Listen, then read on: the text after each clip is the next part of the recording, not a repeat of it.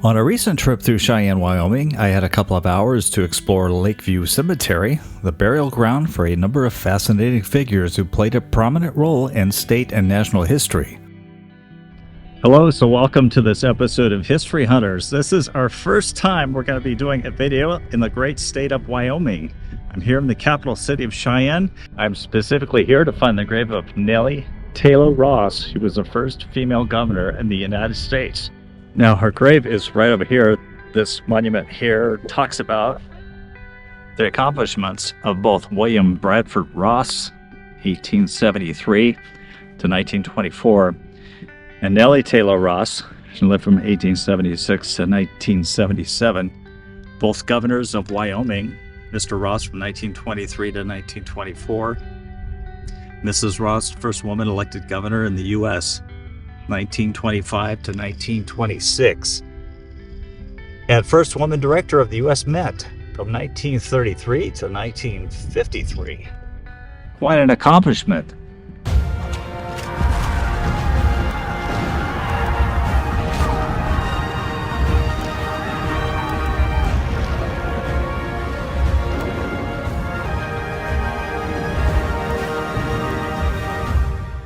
Nellie Tayloe Ross unwittingly started a tradition in this country where widows of governors and senators who die in office seek their husbands' offices.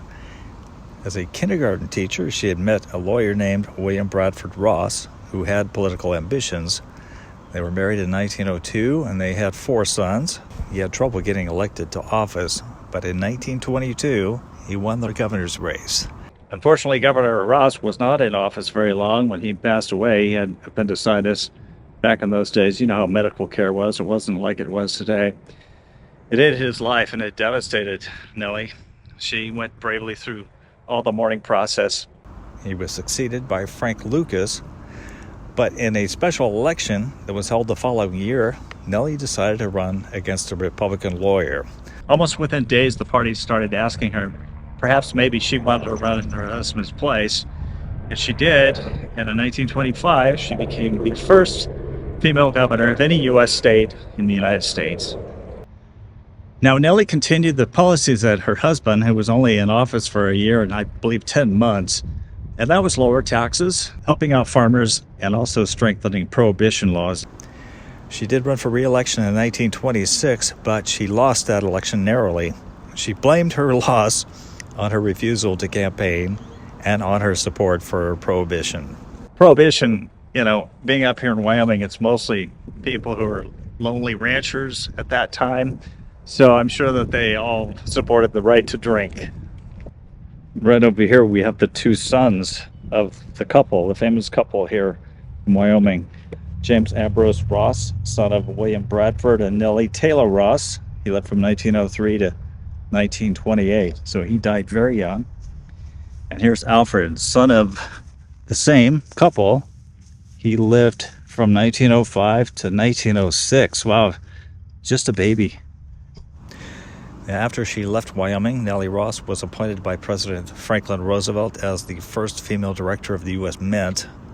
She was in charge of the Mint from 1933 until 1953.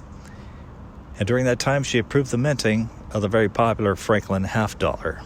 Nellie was certainly part of the Washington, D.C. social circle, and on one occasion, in 1967, she got to meet President Lyndon Johnson at the White House. President Johnson signed this photo of the 2 of them meeting, and I was fortunate enough to buy this picture on eBay several years ago. Nellie, you may have noticed on her grave marker, died at the young age of 101. Of course, while I'm here, I'm going to make use of it. There's some other historical figures here that are very interesting. Let's see if we can go find their graves. I can see that they take pretty good care of this cemetery. In fact, I wasn't expecting it to be so nice and green because most of the west now is dry and brown. It's September 3rd, 2022. So I'm right here now at the grave of Willie Nickel. He was a Western folklore character here in Wyoming, and I'll tell you about his unfortunate demise. But before I get to his story, you need to know that his father, Kels, is buried here, and his mother, Mary. Willie, May 4th, 1887 to July 18th, 1901, murdered near his home at Iron Mountain. Tom Horton hanged for this murder. That's very hard to read on the bottom, but it says simply Willie, 1887 to July 18th, 1901. Willie Nickel was the 14-year-old son of Kells Nickel, a sheep herder in the cattle country of Wyoming during the so-called Iron Mountain Range War. Kells had a feud with neighbor Victor Miller over the sheep being in Wyoming cattle country. Willie was riding on July 18, 1901, when shots rang out from a distance and killed the boy. It's believed that the shooter thought that he was shooting his dad since Willie was wearing his father's coat and hat and riding on his dad's horse. Miller was initially a suspect in the crime. Ultimately, suspicion turned to Tom Horn, a gun for hire, to take care of cattle rustling during the Wyoming cattle wars. Deputy U.S. Marshal Joe LaForce obtained incriminating remarks uttered by an inebriated Horn. Those remarks helped to convict Horn of murder, and he was hanged on November 20th, 1903 for the killing of Willie Nickel. Being a well-liked figure in Wyoming, many were upset about the hanging. When Governor Fenimore Chatterton refused to commute the sentence to life, he lost the election. I've never been to the grave of a suffragette, so this is a first for me. Esther Hobart Morris lived from 1812 to 1902. She was the first woman Justice of the Peace in the United States. She began her tenure as Justice of the Peace in South Pass City, Wyoming on February 14, 1870, serving a term of nearly 9 months. The working mom held court over a camp of miners, gamblers, speculators, business owners, prostitutes, and drunks. She was even so bold as to have her Polish-born husband, John, arrested for assault and battery once. Mrs. Morris was a leader in the passage of Wyoming's suffrage amendment. However, Morris's leadership role in the legislation is disputed, and she never claimed any credit. Today, there is a bronze statue in her honor at the Wyoming State Capitol. And you just cannot miss that huge chunk of red granite, probably cut here in Wyoming. This is the Warren family plot, where there's a governor of Wyoming and a U.S. senator buried here. And here's the marker for Francis M. Roy Warren, the first governor of Wyoming after it became a state. He was a Medal of Honor recipient. He was a corporal of Company C of the 49th Massachusetts Infantry during the Civil War, and he served in the U.S. Senate for over 36 years, dying in office in 1929. He lived from 1844 to 1929. Another thing that you should know is that Warren Air Force Base is actually named after Mr. Warren here. So Governor Warren is buried over here. And over here is another very fascinating piece of American history. This is the grave marker for Helen Frances Warren, the daughter of the governor and senator, who in 1905 married future General John Blackjack Pershing, hero of World War I, who was 20 years her senior. One of those who attended their wedding was President Theodore Roosevelt himself. 10 years into the marriage, a tragic fire took her life and that of their 3 daughters, Helen, who was 8, Anne, who was 7, and Mary Margaret, who was 3.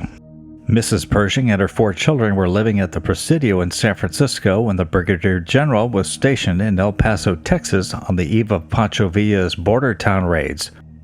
On August 27, 1915, Pershing's wife and 3 daughters would die in a house fire that engulfed their home. The fire started before 5 a.m. when hot coals from the fireplace popped out onto the heavily waxed floor and quickly spread. Other inhabitants, including the Pershing's 5-year-old son Warren, managed to escape the burning house. When General Pershing later inspected the charred ruins of the house, he said, quote, "They had no chance." Emotionally devastated, General Pershing immersed himself into his work.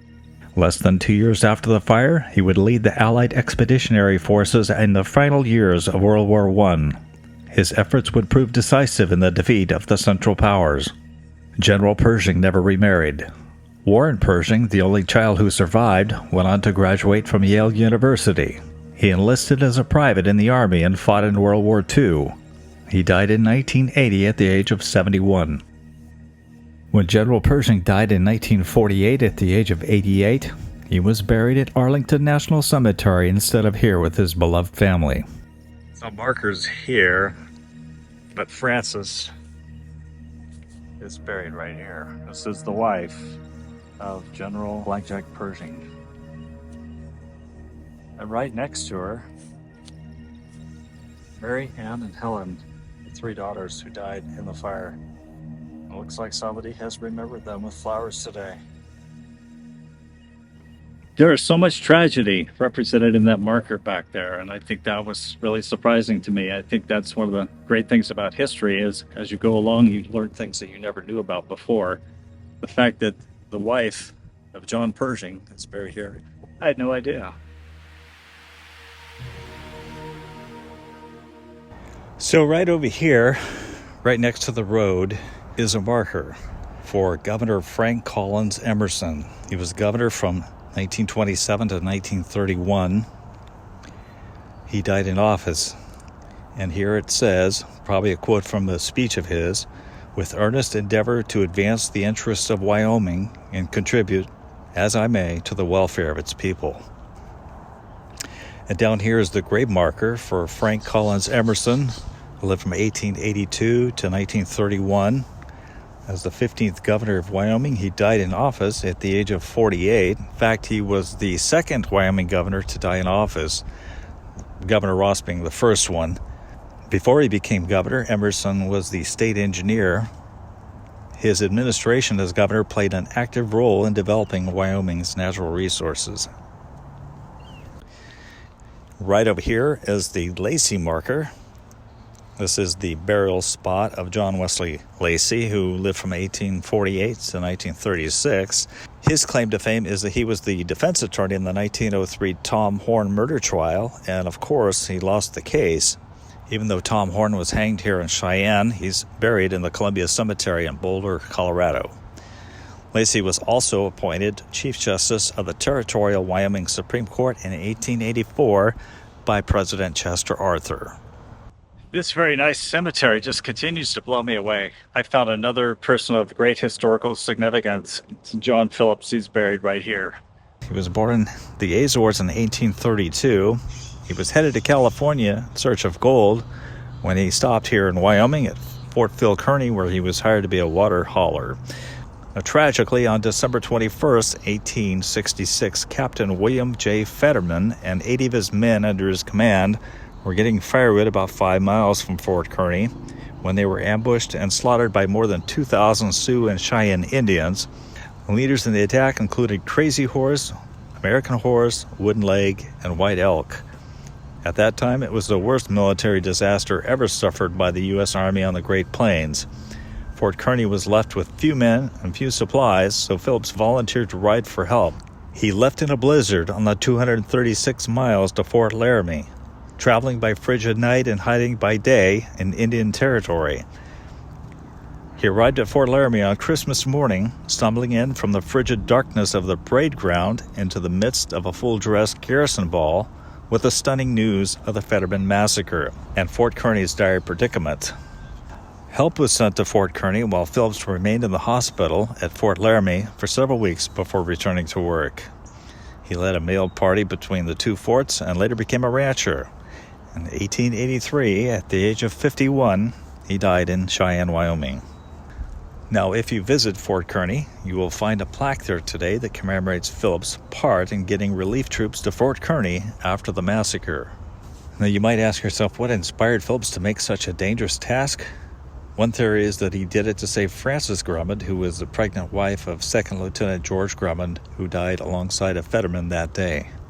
Tragically, I noticed right back here are his two twin boys. Johnny and Georgie both died in June 1879. Looks like weeks apart. They probably were sick. Children of J. and H. Phillips. A little enclosure here shows their grave. Maud Ellen was another baby. Look at this one. This is upright at one time. Our baby. So what do you think about that kind of history? Isn't that awesome? Wow, such a small grave for such a legendary figure. I was hoping to find this grave, and I have. Master Sergeant Harry S. Yount of Company H of the Missouri Cavalry. He lived from 1840 to 1924. This guy was a badass. While fighting in the March 1862 Battle of Pea Ridge in Arkansas, Yount was wounded and taken as prisoner by the Confederates. About a month later, he was released, went right back into fighting for the Union from August 1862 until the end of the war in 1865. He was definitely more than a soldier. He was a mountain man. He was a hunter, a trapper, a prospector, a wilderness guide, and he was the first game warden in Yellowstone National Park. For 7 years in the 1870s, he worked as a guide, hunter, and wrangler for the expeditions of the Hayden Geological Surveys, which mapped the Rocky Mountains. His annual reports to Congress described the challenges of protecting the wildlife in the first U.S. national park and influenced the culture of the National Park Service, which was founded 35 years later in 1916. Horace Albright, the second director of the National Park Service, called Yount the, quote, father of the Ranger Service, as well as the first National Park Ranger, unquote. Yount's body lies here in a field of graves of Union soldiers where this large marker was erected by the GAR, which stands for the Grand Army of the Republic. I was going down the road here and I saw this marker here, this anvil. First time I've ever seen an anvil on a grave. This is for Wade Virgil, 1884 to 1932. Possibly was this his work tool? I want to thank you for joining us on this episode of History Hunters. I haven't been in Cheyenne, Wyoming for probably 30 years. Just passed through it a couple of times, but never actually stopped to appreciate all the history that was here. We hope that you enjoyed taking a look at some of the historical figures who are buried here. We would love to have your comments, hopefully a positive one. If you could give us a thumbs up, that also would help this channel. And if you haven't subscribed to History Hunters, we would love to have you come along. Thank you so much.